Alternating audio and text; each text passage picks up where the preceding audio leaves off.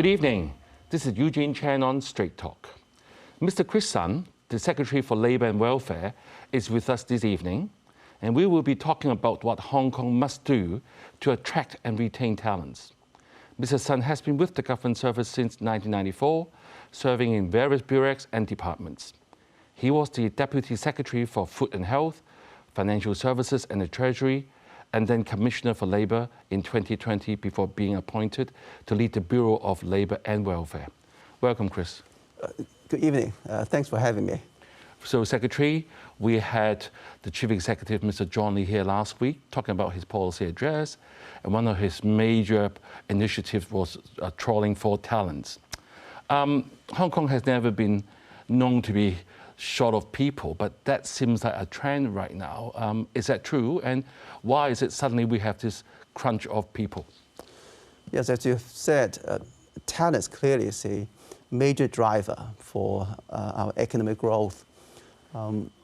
It all starts with a backdrop. If you look at the size of our workforce, we compare where we were 2 years ago, that is the second quarter of 2020, and then we look at the size of a workforce by now, which is the second quarter of 2022, we witness a decrease of 140,000 in terms of workforce. That is quite significant. If you look deeper into the breakdown of that statistics, the major decrease happened in the younger age group, i.e. those aged between 25 to 59. These are the prime age workforce, and we are witnessing quite a significant decrease in that sector of the workforce. If you look at the breakdown even more, is we are losing in the past 2 years around 88,000 workforce who are high skilled. So there's an urgent need for us to take action. Right, Secretary, because I mean, in Hong Kong, especially the last 3 years with COVID, everything's kind of changes, and I mean, a lot of our businesses are suffering and all that. So is this manpower crunch associated with the COVID period as well? COVID could be one reason, but it's not alone. So for us, the challenge is when I reach out to the business community, one common theme running through almost every conversation I had with them is they are short of talent. Talent at every levels, but particularly at the middle to senior level. Right. So you're saying that we're mainly done with the youth workforce is fewer, and the middle management and the top management is also scarce. We are short of them. It's quite interesting because for many viewers, for many Hong Kong people, we always been knowing that Hong Kong is a place full of people, it's crowded, we want to avoid over-congestion, and now suddenly we have this manpower shortage. It's quite hard to comprehend. What you need is sufficient manpower, talent, with a mix of skills to meet our economic needs. Mm-hmm. If you look at the size of our workforce, it peaked around 2018, and then it started to decrease a little bit. But the trend in the past 2 years is the decrease is to such extent that it calls for action for the government to make sure that we have enough talents to drive Hong Kong forward in the coming years. Right, so Secretary, has Hong Kong ever experienced such manpower shortage over the last few decades? Is it the first time? We had what we call a brinkling problem. It happened in the 80s, and it also happened in the 90s. But each and every time we bounce back. It all because for talents, what concerns them most is opportunities. If Hong Kong remains a city of vibrancy, of opportunities, people will come back. Right, so just now you mentioned that COVID could be part of the reason, and also we are lacking sort of very skilled people in the middle and top level. And how about, I mean, our borders are being closed with the mainland and to some extent internationally until very recently. Do you think that also have an impact on our manpower shortage? It does have some impact on us. If you look at the number of talents from outside Hong Kong attracted here, if you look at the long stay pattern, by long stay, what I mean is those who have a visa that is longer than 12 months, we see a decrease in the past 2 years. We used to have about 30,000 a year coming to Hong Kong, staying for beyond 12 months. But if you look at the past 2 years, the number is around 20,000. So clearly there's a drop. Right.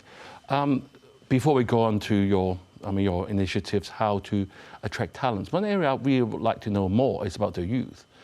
You said especially in the youth sector, we see quite a significant drop in numbers. So that means we are trying to recruit younger people from internationally, right? But this can't be forever. We must get our locals to come and be trained with the right person as well. Do you see that trend continuing, especially with the youth? Of course, our emphasis on the local youth. They are our most precious and important resources. We put a lot of effort, a lot of investment into our education, retraining, and even those who are already in our workforce, they can continue to upgrade themselves. We have a continual education fund, so there's no doubt about the emphasis we put on local talents. But the situation right now is there's just short of people, short of talent, and we need bring in more people from the outside so that they can, together with the local talents, they can grow our economy to create more jobs for local people. Right. So what exactly will you be sort of, what type of policy or initiative will you be sort of pushing out to the world to get the talents? What will you be doing? We are doing a multi-pronged policy response. So first of all, we introduced a new scheme to attract talents from the outside. What we call now is a Top Talent Pass scheme. That scheme has 3 components. The first part is for those, what we call high earners, earning an annual salary about 2.5 million a year. They are welcome to Hong Kong, irrespective of their background. And the second category are those who are graduates of the top 100 universities in the world. They are elites, so we want them to come to Hong Kong. For those with more than 3 years of experience, they can come to Hong Kong without any quota. For those who are graduated recently and they have a work experience less than 3 years, they are still welcome, but we have a quota about 10,000 a year. So this is what we call the Top Talent Pass scheme. We also upgrade, enhance, facilitate our existing schemes, so it makes it's easier for them to come to Hong Kong. And more than that is, apart from the policy response in terms of loosening and be more accommodative in terms of our admission schemes, it's also important for us to provide one-stop service. So we have to serve the people, to help them to go out and draw people from around the world to come to Hong Kong. So we're going to establish what we call a talent service unit. Right, Secretary. So with all those initiatives, looks like we are definitely pushing in the right direction. I'd like you to respond to a comment by one of our National People's Congress member, Mr. Bernard Chan. He said Hong Kong talent attraction schemes are not quick enough in terms of processing time, not broad enough in terms of talent categories, and also not generous enough in terms of support. How do you respond to that? Yeah. This time around, we are responding exactly to what Bernard has described as the shortcomings of a talent admission scheme. So let's start with the first comment. It's about they want certainty. And they want processing time. They want to do processing time. Yeah. So if you look at the Top Talent Pass, it's clear, simple. I.e., if you look at the category, if you're high earners, you're welcome into Hong Kong. So it's a no-brainer. It's a very straightforward criteria. If you look at those graduated from the top 100 universities of the world, it's clear. You just look at where you graduated. We published the list, so if you meet the criteria, these are clear, simple criteria, you can come to Hong Kong. So first of all, we have absolute certainty in terms of Top Talent Pass. But even look at the existing schemes. Say look at what we call the GEP or the scheme for attracting mainland professionals and talents. We also put a talent list. So there are currently 13 categories of professions which are short of talents. So if you meet these criteria, you can come to Hong Kong. Your employer does not have to prove that they have a local recruitment problem. So these are all measures to make sure that we address what they call the certainty issue, the processing time. Also, the newly established talent service unit is going to help people. So you can give them a call and ask about your visa applications. That unit is going to help you. So we want to make sure that people feel being facilitated, they feel being welcome in Hong Kong. Right. They also, one thing he said was not generous enough. So can we be more generous? Can we afford it? I think the best way to attract talent is to create opportunities. You look at Hong Kong, it's a city of opportunities. They can make money, build their own career in Hong Kong.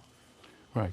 So with all this scheme, how are we going to broadcast it to the rest of the world? I mean, it's good that we'll talk about on the show, talk about newspapers, but we have to get international people to be taking notice of it. So how do we actually do the promotion? I can't agree more on the need to promote and reach out to the world. So one of the duties assigned to the talent service unit is to design and devise a strategy to promote Hong Kong, to let all those talents out of Hong Kong to know about that we want them to come to Hong Kong and start their own career. Then they will work together with our economic trade offices all around the world, also our mainland offices. Right, Secretary, we have to take a break now, but viewers, please stay with us. We will be right back. Thank you for staying with us. We have been talking with Mr. Chris Sun this evening about the shortage of talent Hong Kong is facing and how we can overcome this. So, Secretary, we have talked about the recent downturn in terms of manpower shortage in Hong Kong and some of the possible reasons and some of the initiatives the government's trying to do. And also, you just mentioned before the break, one very important message is how to broadcast this important measures to the rest of the world so that they all come to Hong Kong. What if none of this works? Do we have a plan B? I think it's going to work. Why I'm so confident it's going to work is if we look at Hong Kong's own attractiveness, we are a cosmopolitan city. We have rule of law, independent judiciary, and the most important of all, if you're looking for opportunities in the mainland, Hong Kong is it's the best bet and the first choice. So if you look at Hong Kong, all our strengths and core competitiveness, we're going to attract people who have an interest in developing a career around this region.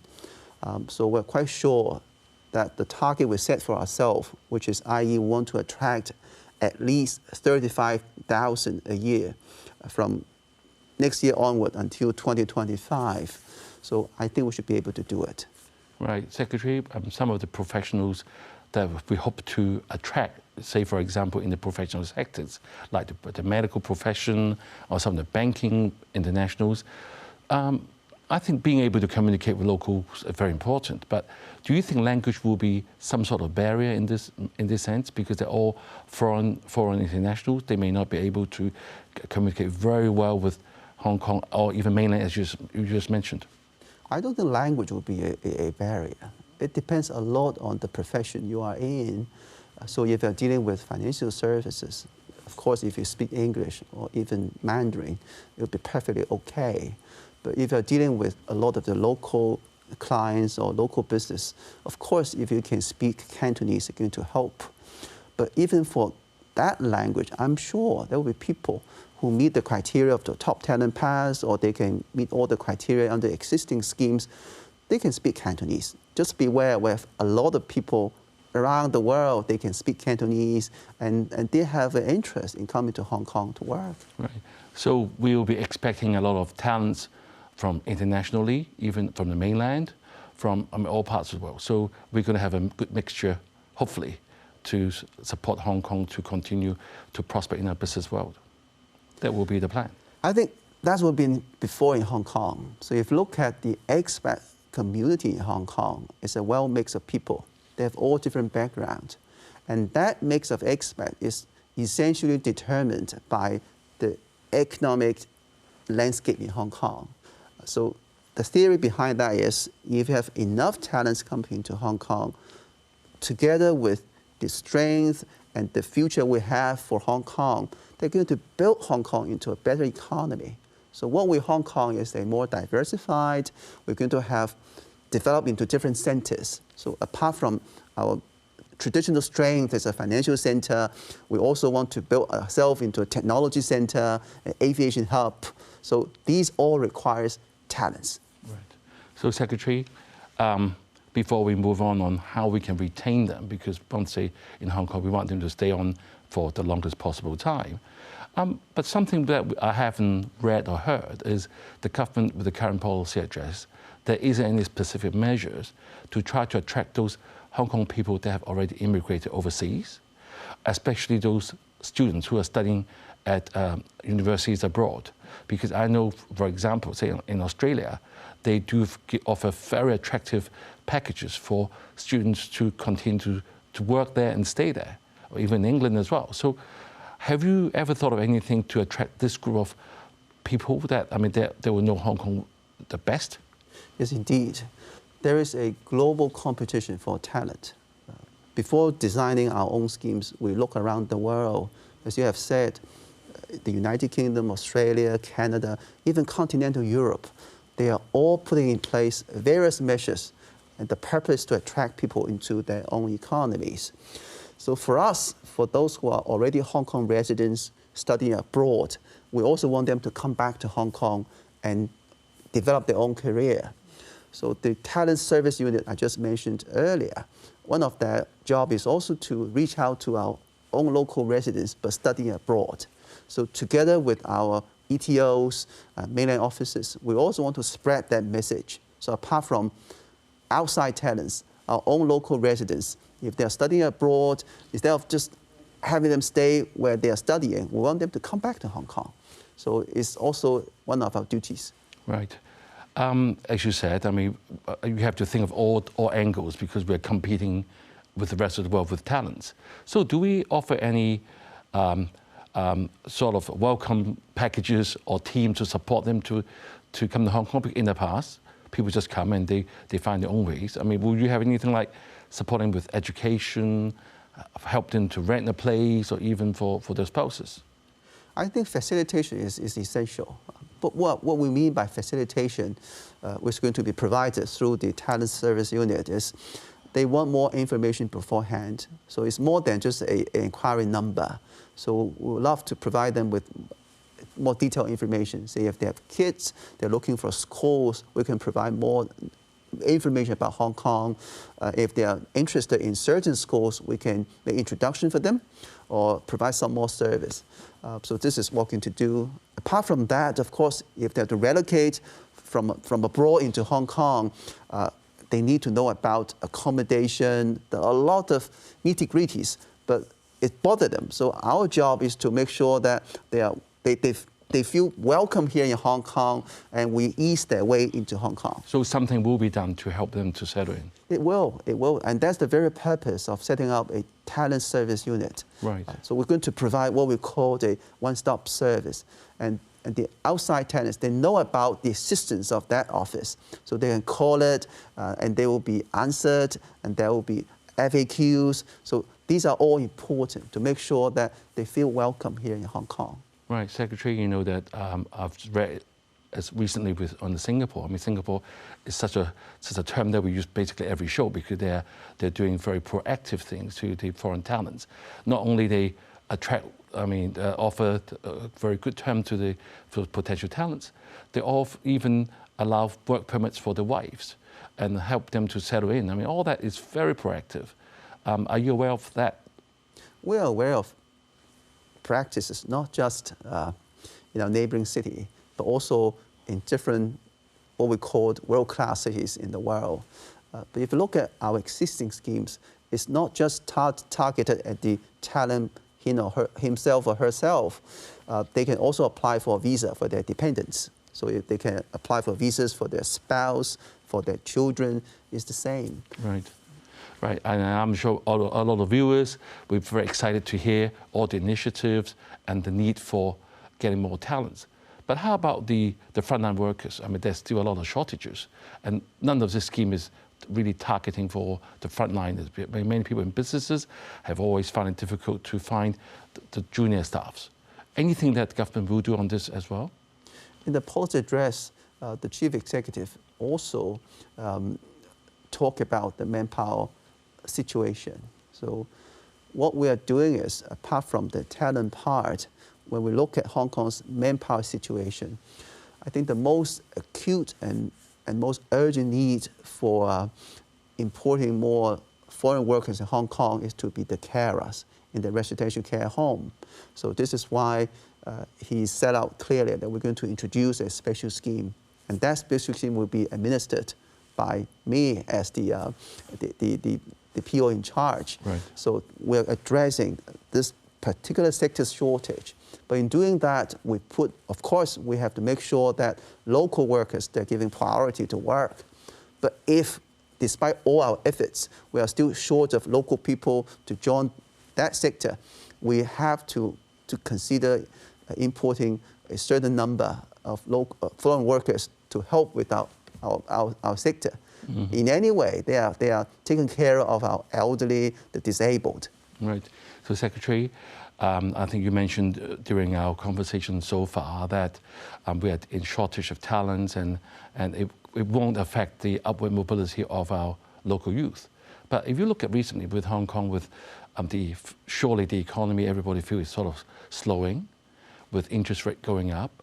All that is pointing to kind of moving into some sort of recession that the rest of the world is having. So being the case, you sure that the upward mobility of our locals will not be sort of affected by the incoming talents? We always put the interests of our local people first. There's no doubt about that.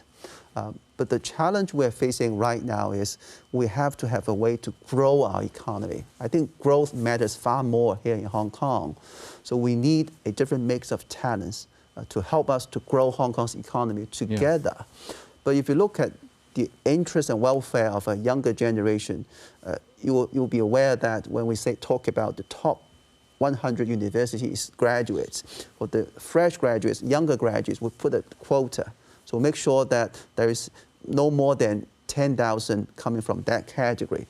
The reason behind is we want to make sure that it won't make an impact on our local young people. So we want to make sure that our young people are having the opportunity first. Their interests being taken care of by us. But for us as the government, we have to have a balanced view. Right, Secretary, I'm afraid that's all the time we have for tonight, and really thank you for coming. You have certainly reinforced our Chief Executive John Lee's determination to overcome this manpower challenge, and telling a good Hong Kong story now will be even more important to support these initiatives. Have a pleasant evening and good night.